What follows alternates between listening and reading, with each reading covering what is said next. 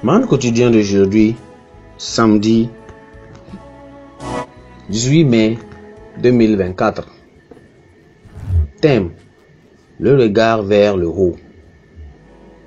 Le regard vers le haut. Thèse de lecture: Psaume chapitre 5, 1 à 7.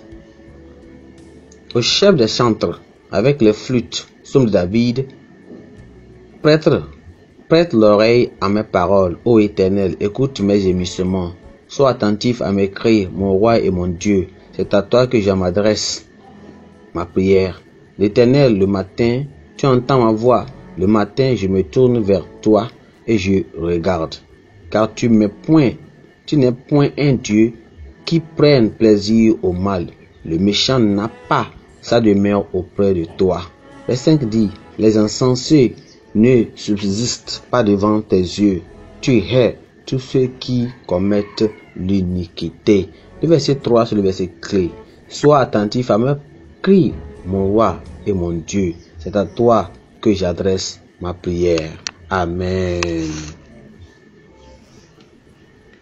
Un terrible incendie a détruit une centrale électrique dans le petit village d'Akiakak, dans un pays appelé Alaska, alors qu'un camion de pompiers se trouvait à proximité et aurait pu l'éviter. Malheureusement, personne ne savait comment faire fonctionner le camion. De nombreuses pertes se produisent aujourd'hui parce que les gens n'ont pas appris à utiliser l'arme de la prière. La puissance de la prière est toujours disponible, mais des vies sont continuellement endommagées sans aucune aide ne soit apportée. Le psalmiste dans notre texte nous exhorte ou bien nous montre ce qu'une prière efficace. La communication, c'est-à-dire cette prière efficace, c'est une communication divino-humaine. C'est aussi, elle accomplit. Lorsque nous nous ouvrions véritablement à Dieu, il entre dans notre cœur, notre vie et notre esprit. Le combat devient pour lui. Le psalmiste nous enseigne comment s'approcher de Dieu. Il faut le faire avec révérence et en se fondant sur sa miséricorde. Notre prière du matin doit précéder nos tâches et responsabilités quotidiennes. Tout le matin, nous devons nous occuper de la parole de Dieu et écouter ce qu'il a à dire avant de relever les défis de la vie quotidienne. Le psalmiste a donné des conditions pour que Dieu nous entende.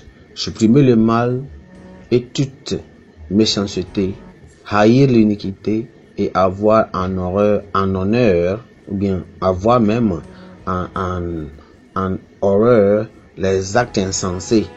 Nous devons nous éloigner de la compagnie des gens trompeurs et cesser de dire des mensonges. Nous devons adorer Dieu en esprit et en vérité. La vieille nature doit céder la place à l'homme nouveau pour que nos prières soient exaucées. La priorité de la piété doit devenir la nôtre et nous devons louer celui qui nous a appelés des ténèbres à son admirable lumière. Nous devions comprendre comment engager le pouvoir de la prière en tout moment. Il est triste de constater qu'alors que Satan et la force du mal sévissent dans nos foyers et nos communautés, le camion des pompiers, c'est la prière. C'est la prière qui reste clouée au sol. Nous devons nous réveiller et aussi activer la prière sur tous les fronts. Dieu est prêt à nous aider si seulement nous le cherchons promptement et revendiquons notre victoire par la foi. Pensée du jour. L'absence de prière crée une colonie d'échecs, de défaites et de servitude. L'absence de prière crée une colonie d'échecs, de défaites et de servitude. La Bible en un nom. 2 Samuel chapitre 18 à 19. 2 Samuel chapitre 18 à 19.